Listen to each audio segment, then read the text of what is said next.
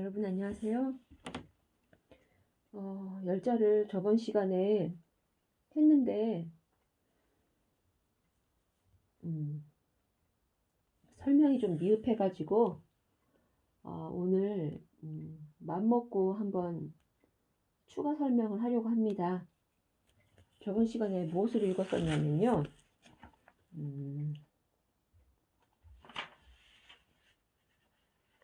도술 부린 거 그런 거 얘기하고 그랬던 것 같은데 왜요?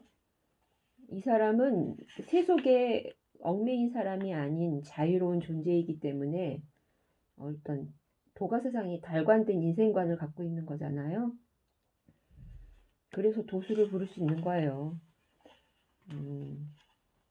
세속에 얽매이면 아무것도 할 수 없는 올가면 상태로 세속에서 시키는 일에 불임을 당해야 되는 거잖아요.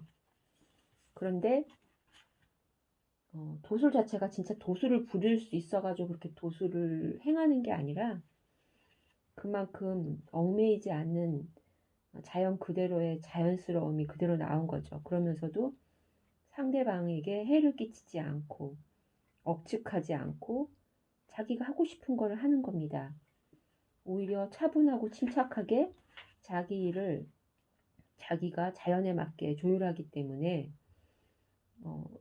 도를 따르고 자연에 순응하는 거죠. 그렇기 때문에 뭐 수레에서 떨어져서 다쳐도 반드시 살려고 주장하지 않는 그런 마음이 있기 때문에 오히려 덜 다치는 거죠. 자연스러운 게 뭔가요? 오히려 자기를 잊어버리고 마음을 비우고 만물이 사라지고 생겨나고 사라지는 이치를 아는 그런 거잖아요.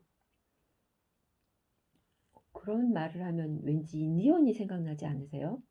저 초원을 바라보는 그 인디언 남자 추장이라고 해야 되나? 그런 사람이 딱 연상이 돼요. 그렇기 때문에 이제 화가 덜 미치는 거죠. 왜 우리가 그 빙판 위에 살얼음이 이제 끼잖아요. 이제 딱딱하게 두껍게 얼음이 얼지 않고 살짝 얼은 곳에 가서 빠졌다고 생각을 해보세요. 하지만 내가 빠져서 곧죽게 생겼으니까 발버둥 치고 허우적거리면 거기서 이제 몸이 저온으로 계속 떨어지기 때문에 체온을 어떻게 할 수가 없어서 그 안에서 얼어서 죽지 숨을 못 쉬어서 죽지는 않거든요. 왜냐면 이렇게 헤엄쳐 나와서 얼음에 걸터 있지만 그곳을 당장 벗어나서 체온을 유지해주지 않으면 저체온증으로 죽잖아요. 하지만 이런 사람도 있어요. 자기가 빠졌어요. 그런데 자기가 빠진 그 구멍을 찾아서 나오질 못한 거예요. 그 구멍을 찾을 수가 없는 거죠. 이미 허우적거렸고 자기는 그곳을 많이 이탈했기 때문에. 하지만 오히려 침착한 거예요. 그리고 계속 그 빙판 위를 이렇게 잡고 하면서 계속 이동을 한 거예요. 이동을 했더니 얇게 살얼음이 이제 돼 있는 얼음판을 발견한 거예요. 그래서 그쪽을 툭 쳐가지고 나올 수가 있었다는 거죠. 그 사람이 그 평정심, 어떤 차분함을 찾지 않았다면 그게 불가능하게 했겠죠. 뭐 적정한 예인지는 모르겠는데요. 저번 시간에 어떤 걸 읽었었냐면 춘추시대 진나라 대부 조양자가 10만 명의 무리를 이끌고 중산국에 사냥을 하러 갔는데 뒤엉킨 풀을 짓밟으며 살림을 불태워 치열한 불길이 백리까지 뻗쳤다. 산불이 난 거죠. 그런데 한 사람이 절벽에 석굴 속에서 나와 연기와 재를 따라 위로 아래로 오르락내리락 하고 있었던 거죠. 밖에서 바라보는 이 10만 명의 무리들이 저 오르락내리락 하면서 자기 할 일하고 있는 사람이 혹시 귀신이 아닌가? 이제 그렇게 생각했다고 했죠. 그런데 불길이 이제 잦아들고 사라지고 산불이 꺼진 거죠. 그 사람이 천천히 걸어 나오는 거를 보고서 조향자가 괴이하게 생각하고 물어봤댔죠. 어, 천천히 살펴보니까 모양이나 안색이나 이목구비가 틀림없는 사람이었고 숨결이나 목소리도 사람이었고 그래서 무슨 도술로 석굴 속에서 살며 불 속에 들어갈 수 있었는지를 물어보았죠. 그런데 그 사람은 오히려 반문을 했어요. 어떤 것을 석굴이라고 하며 어떤 것을 불이라고 합니까? 당신이 방금 나온 곳이 석굴이고 당신이 방금 지나온 것이 불길입니다. 저는 전혀 모르고 있었습니다. 그렇게 말했다고 했죠. 그래서 이 이야기를 위나라 문후가 공자 제자인 자한테 이제 얘기를 했다고 했어요. 이런 이야기가 있는데 당신은 공자 제자니까 알 거 아니냐. 그 사람이 어떤 사람인지 아십니까? 근데 자아가 대답했어요. 내가 들은 공자님의 말씀에 의하면 깨끗하고 조화로운 길을 가진 사람은 만물과 하나로 융화되어서 만물이 그를 해치거나 방해하는 것이 없어서 새나 돌 속에서도 다니며 물에 들어가도 불을 밟는 것도 모두 가능하다고 합니다. 위나라 문우가 물었다. 선생님은 그러면 어째서 그런 일을 하시지 않습니까? 자하, 당신은 왜 그런 일을 그럼 하지 않느냐는 거죠.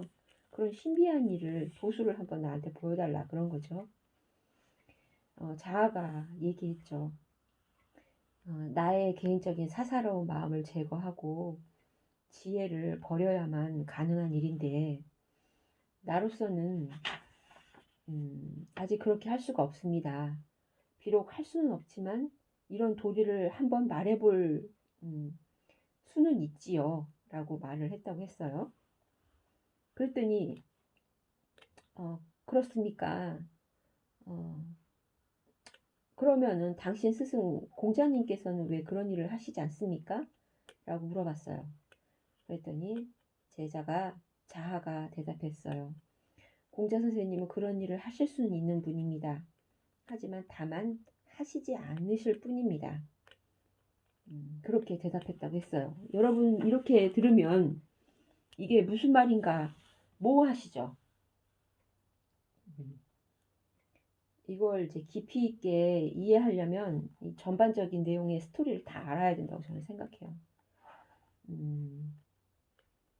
자, 어떤 외부의 어떤 불길, 정말 어려운 상황, 거기에서도 초연한 그런 자세를 보였던 거잖아요. 그 석굴에 살았던 사람이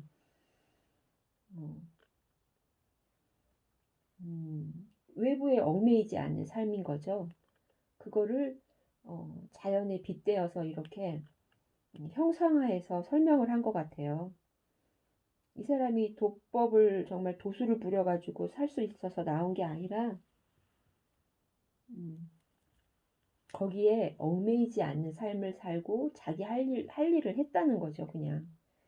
그러니까 그게 불길인지도 모르고 그 밖의 상황을 이해할 필요가 없는 거예요, 이 사람은. 그냥 이 사람은 자기 할 일만 한 것뿐이니까요. 그리고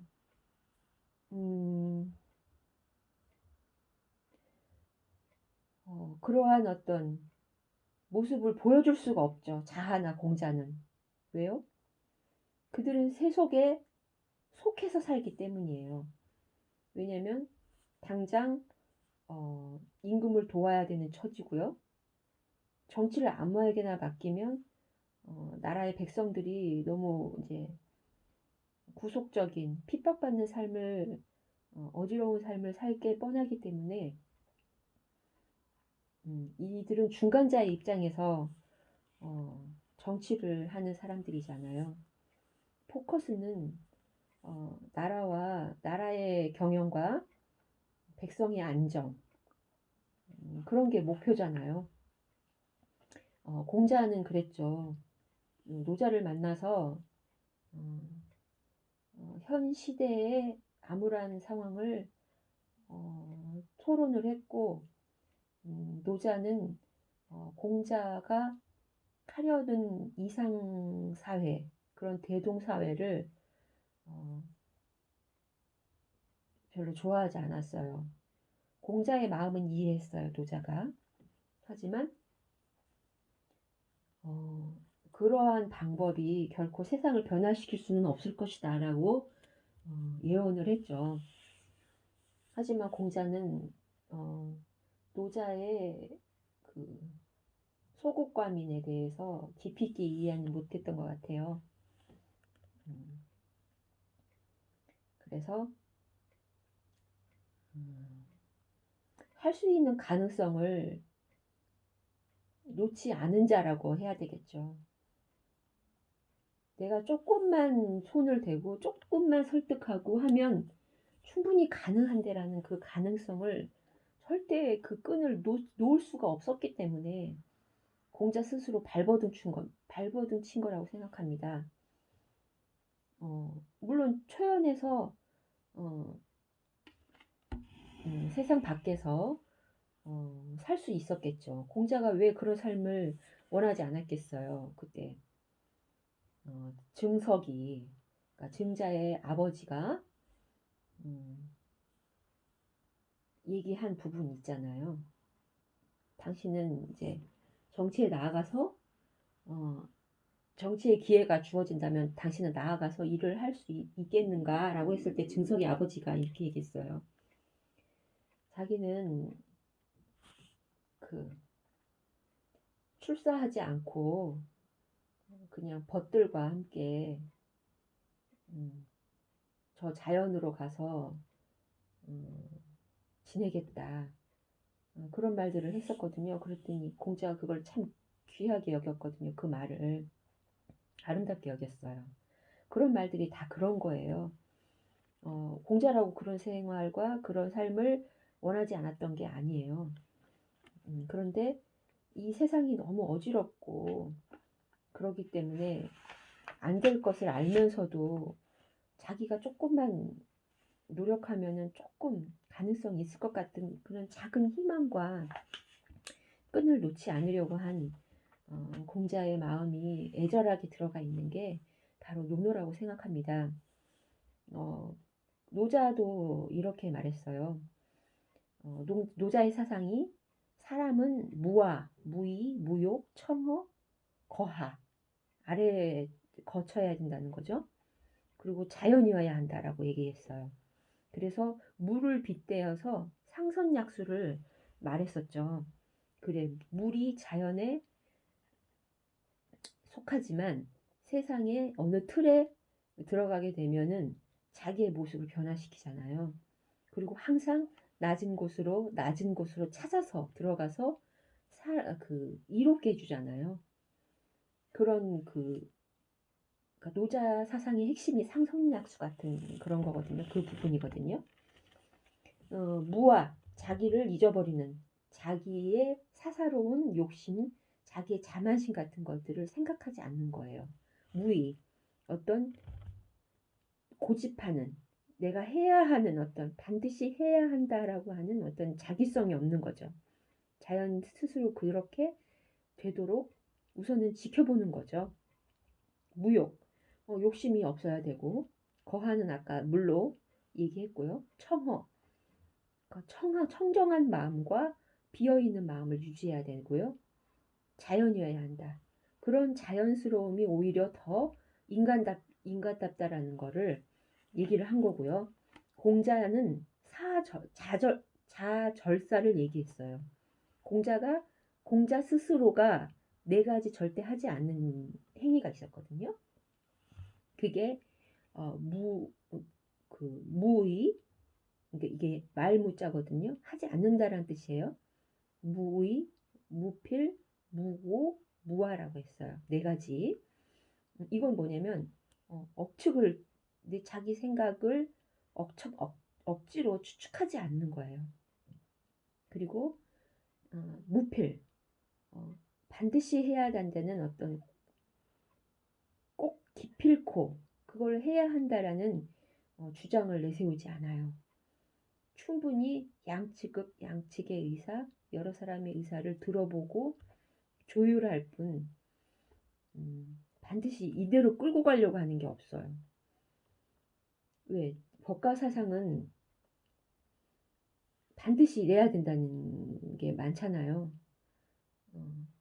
그 법의 테두리를 정확하게 선으로 그어놓듯이 그어놓고 거기에 부합되게 행동을 하면 상을 주고 거기에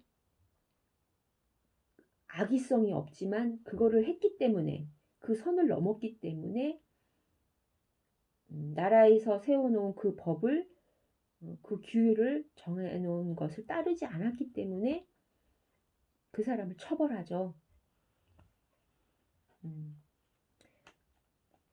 또 하나 이제 얘기를 해야죠. 무고, 무화라고 했어요. 공자. 고집을 하지 않는 거예요. 자기 생각을 고집하지 않는 거예요. 타인의 말도 들어보는 겁니다. 그리고 무화, 사사로운 자만심 같은 거를 자기 생각을 나의 삿된, 나의 개인적인 사적인 마음을 내려놓는 거죠. 이런 것들은 하나로 딱 이렇게 합치자면 겸손이라고도 할 수 있을 것 같아요. 세상을 바라보는 나라는 사람을 내려놓는 거죠. 그리고 세상을 좀 더 균등하게 바라볼 수 있는 어떤 넓은 해안을 갖고 있는 겁니다.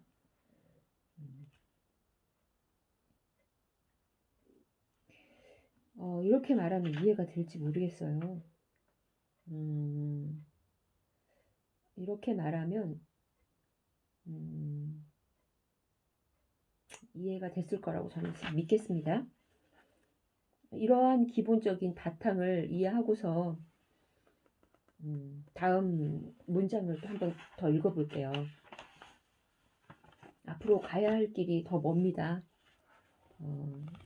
저는 이제 교과서 텍스트 읽는 그대로 읽으면서 진행을 하기 때문에 좀 더 자세하다고 저는 생각을 해요. 그냥 범범하게 열자가 말하는 건 이런 것이다 라고 얘기한다면 남는 게 없어요. 하지만 교과서대로 한번 읽어보고 거기에서 내포되어 있는 깊은 뜻을 상기해 본다면 여러분에게 좀 더 다가갈 수 있는 문장이 되어줄 거라고 저는 생각을 합니다. 그래서 교과서 위주로 하려고 하고 있습니다. 한 신령한 무당이 제 나라에서 정나라로 와서 살았는데 이름을 계함이라고 해요. 무당 이름이 계함인 거죠. 그는 사람이 살고 죽는 것이나 흥하고 망하는 것뿐만 아니라 화를 당하는 것인가, 복을 받을 것인가와 오래 살 것인가, 요절할 것인가를 잘 알아맞혀서 몇 년, 몇 월, 며칠까지 정확하게 귀신같이 예언하는 제주꾼이었어요. 정나라 사람들이 그를 보고서는 무서워서 모두 피해 달아났어요. 그의 신통한 능력 때문에. 그런데 오히려 저 열자는 그를 보고서 홀딱 반했습니다. 그래서 돌아와 이 이야기를 스승 호구자에게 얘기했어요. 처음에 저는 선생님의 도를 최고인 거라고 생각했습니다. 그런데 이보다 더 심오한 것이 있더군요. 그러자 호구자가 말했어요. 나는 너에게 도의 표면적인 것을 숙달하도록 가르쳤지만 아직 실제적인 것에는 이르지 못했다고 여긴다. 그러니 진실로 내가 도를 터득이나 했겠느냐. 이것은 마치 암컷이 많아도 수컷이 없으면 또한 어떻게 알을 낳을 수 있겠는가라는 이치와 같은 것이다. 너는 돌을 가지고서 새 속의 무술과 겨루었으니 돌은 좀 더 상위의 어떤 형이상학적인 건데 그걸 새 속의 어떤 무당의 술법 그런 것과 겨루었다는 거죠. 그랬으니 반드시 너의 진심을 내비쳤을 것이다. 그래서 무당이 내 관상을 볼 수 있었던 것이다. 한번 시험적으로 그를 데리고 와서 내 관상을 그에게 보게 하려무나 라고 이제 시험을 한 거예요. 그래서 열자가 무당을 데려와서 이제 호구자를 찾아뵙게 했겠죠. 그래서 그 무당은 관상을 보고서 밖으로 나와 열자에게 말했어요. 아, 당신의 스승은 곧 죽을 것입니다. 살지 못할 거예요. 10여일을 넘길 수 없습니다. 나는 괴이한 징조를 보았습니다.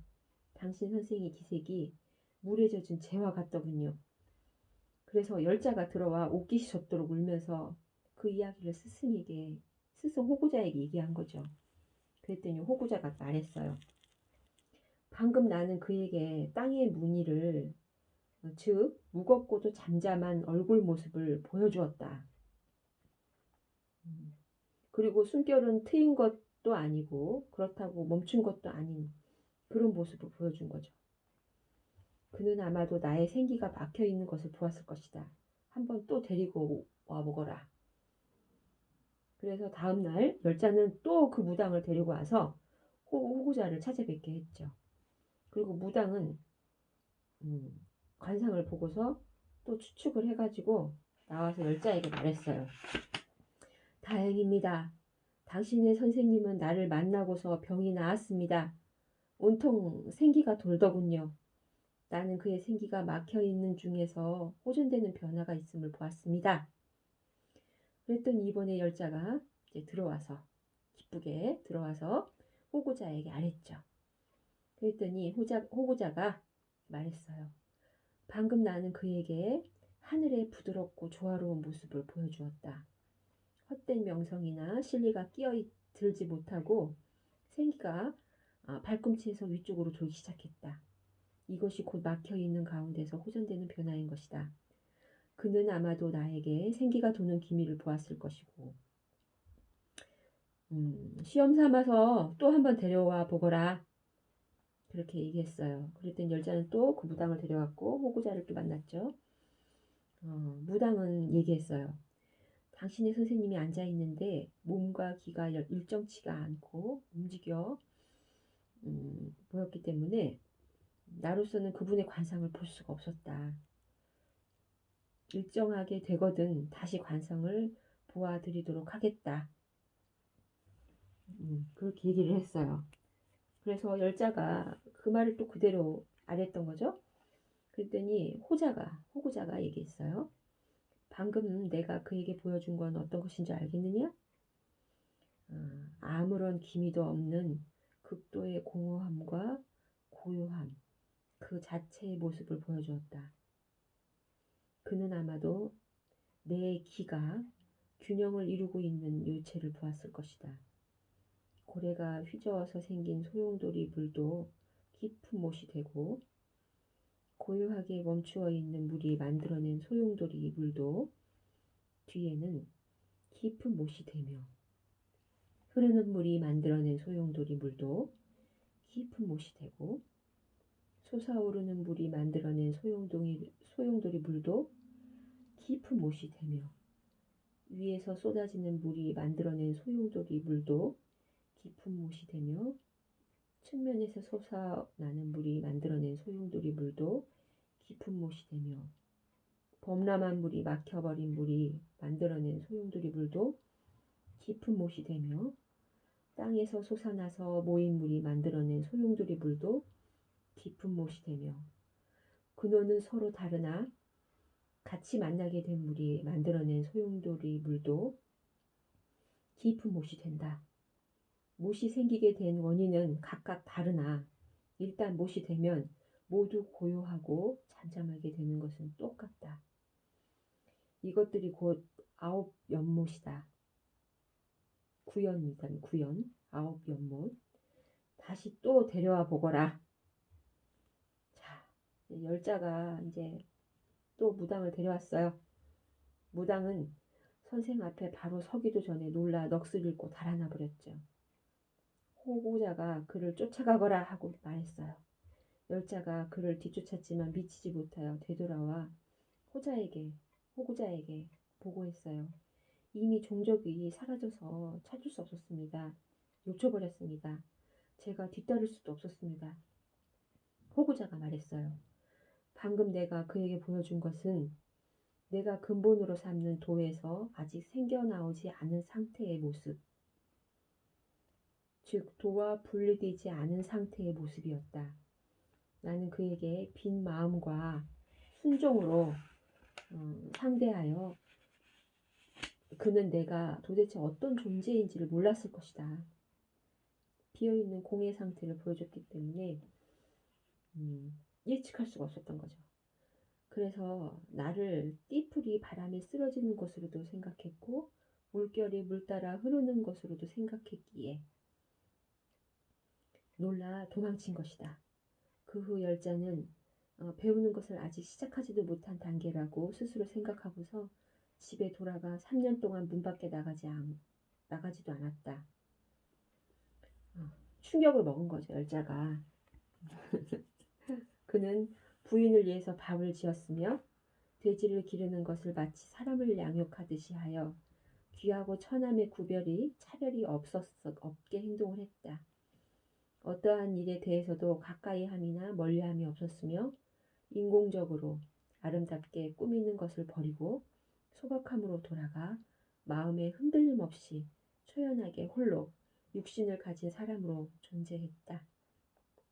비록 세상 만물이 혼잡했지만 마음만은 세상과 단절이 되어 오로지 하나일 수 있었으며 이렇게 생을 마쳤다고 한다. 여러분 느끼는 부분이 있나요? 열자는 이러한 일련의 과정을 호구자에게서 배웠던 거예요. 그래서 돌아가서 집에서 깊이 생각해 본 거죠. 저건 도술이 아니고 때려 맞춘 거였고 스승의 그 말에서 깊은 깨달음을 얻은 겁니다. 그래서 좀 더 근원적인 것을 생각해내었고 세속의 말에 얽매이지 않았고 세속이 나누어준 기천을 따지지도 않았고 어떠한 일에도 아름다운 일과 그렇지 않은 일을 구별하지도 않았어요.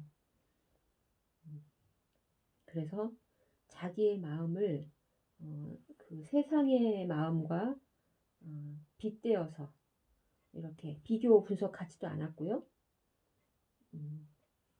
오히려 세상을 단절하고 자기의 근원적인 마음을 계속 되돌아보아서 거기에 맞게끔 처신하고 행동했고 그렇기 때문에 더 자연일 수 있었고 그래서 생도 아름답게 마무리할 수 있었던 겁니다. 여러분이 이번 시간에 좀 뭔가 느낌이 있었을 거라고 저는 생각을 합니다. 혹시 모르는 게 있으시면 뭔가 이해가 안 되는 부분이 있으시면 댓글 부탁드립니다. 네, 다음에 뵙겠습니다.